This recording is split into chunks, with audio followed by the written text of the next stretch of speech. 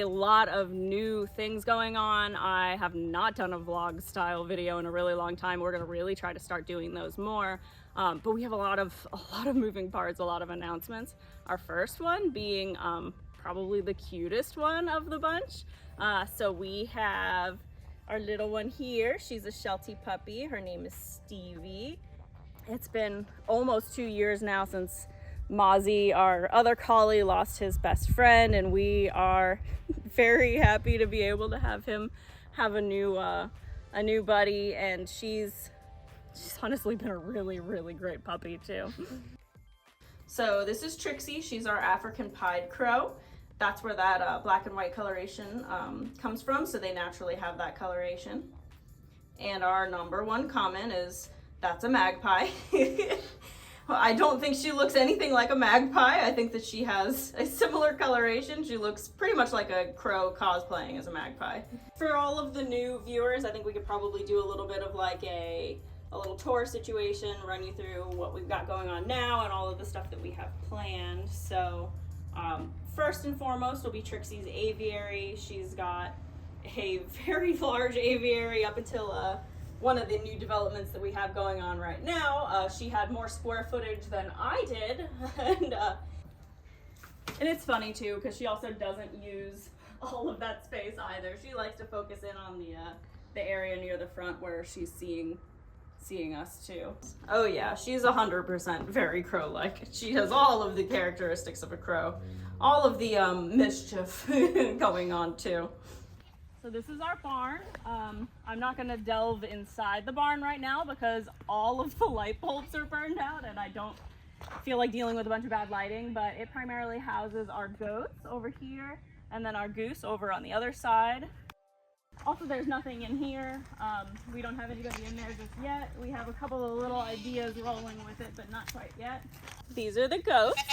So this is Cat, Ivy, and Luna. So Luna is the black and white one. Ivy is the lighter colored one that has horns, and then Cat is the darker colored one that has horns. So this is the goose. His name is Nibbler. He is blind and has a beak deformity. So he was born this way. It wasn't an injury. That's something that we get a lot of questions about. I'm very thankful that it wasn't an injury because it would be a really traumatic one if it had been, because yeah. So good thing he was born that way. He's always known that as his life. He adapted right away as a baby, like started learning how to scoop to eat his food. So he does really well. It doesn't bother him in any way. He kind of just lives like a normal goosey life, just chilling and hanging out in his pool, which is honestly really nice. So I kind of envy it sometimes. I'd like to be able to just chill by the pool all day. Yeah, so he's he just hangs out. And his feathers, he has curly feathers naturally, so his breed, I'm not going to try to pronounce it because I just get yelled at for doing it wrong. I pronounce it Sebastopol. They naturally have those curly feathers, so that's got nothing to do with his birth defect. He just looks like that. He's a fancy throw pillow kind of guy. He also he will spin a little bit when he gets worked up. That's something that I've seen in quite a few different blind animals, so that's it's a relatively normal behavior for him. So when we're working with him, he's very typical goose in that he wants to be left alone. So that's what we do for the most part. We just kind of we'll work with him quietly, we'll bring him in and out, give him his food and all that. I don't really mess with him much otherwise, just for the sake of letting him do his thing and not bother him. This is Bell Bottom.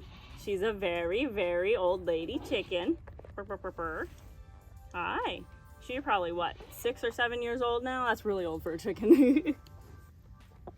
She's super friendly. Oh. Sometimes she'll even tolerate being petted on her face. Sometimes she will, but she always wants to come over and hang out too and check you out. And it's funny too, we'll come in and we'll, like if I leave her door open or we're working out in the barn or anything, she will come out and just come hang out with you. Like she just likes to hang out. She loves coming out, like if I have Pumpkin out in the other yard too. She likes to go out and go in the other yard, but we have hawks and stuff around, so we have to keep an eye on her if we let her do that. But yeah, that's why we have all the netting over the top too. So we've got the shade cloth with the netting over top too, keeps all the hawks and stuff out.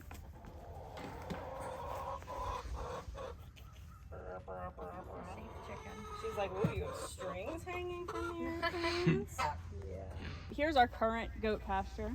And one of the bigger projects that we need to do is fix the adjacent wet pasture that we have here. So this is our wet pasture. It connects around the back of the barn over here. And the downside of a wet pasture, because the goats can graze in it and they'll actually swim in the water.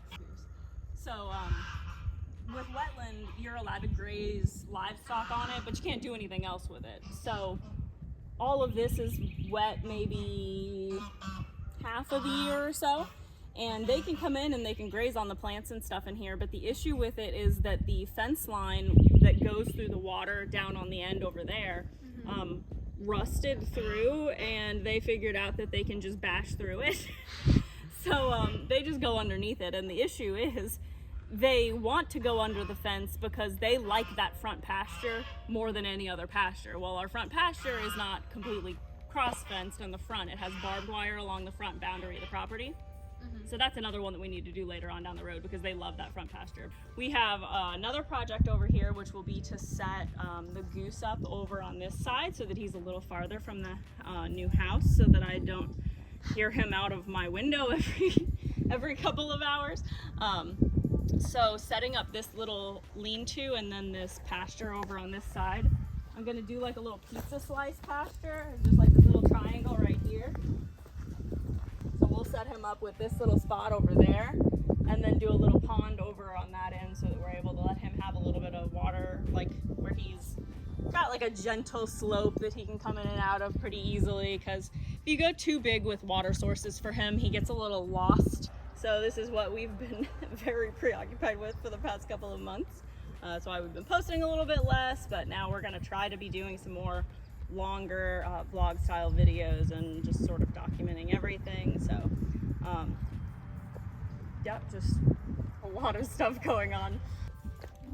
So this area over here is where we're going to be building Trixie's new aviary. So my setup, I'm thinking with it, is going to be sort of like a kind of like circus tent type of setup where you have two kind of big main poles that are supporting your wire up top, and then do like a like an octagon, but just sort of like a rounded around the edges type of situation. The idea there would be able to have full kind of circular flight around the entire thing that lets you do continuous flight, which is nice. So just a little brief walkthrough of the new house. So we have from the living room area, obviously living room, and then we can head over towards our laundry area, which is kind of Pumpkin's little space here. So off the laundry, we have our storage closet. That's going to be primarily for all of the animal stuff, so all the animal food, puzzles, things like that. And then when you come back into the laundry, we have Pumpkin's little hot tub space. So she's got her own little hot tub area for her absolute favorite activity. So we still have to set up a little step stool there and a little area for her to be able to walk in and out a little easier. She could very easily jump it, but rather not have her spraying water all over the place. So that'll make that a little easier. And then if we head outside, we can check out, that's gonna be straight into our backyard where we're gonna have all of that, which we need to work on the cross fencing and get that done. Have all of that fully fenced, able for her to have access to, and then right off over to the side is gonna be where her big pool is, where she can come in and out. We are eventually gonna try to do a doggy door too, in that laundry room door, which will make it easy for her to come in and out, and then we can also close it if we don't want her going out and running all around while nobody is here or anything like that.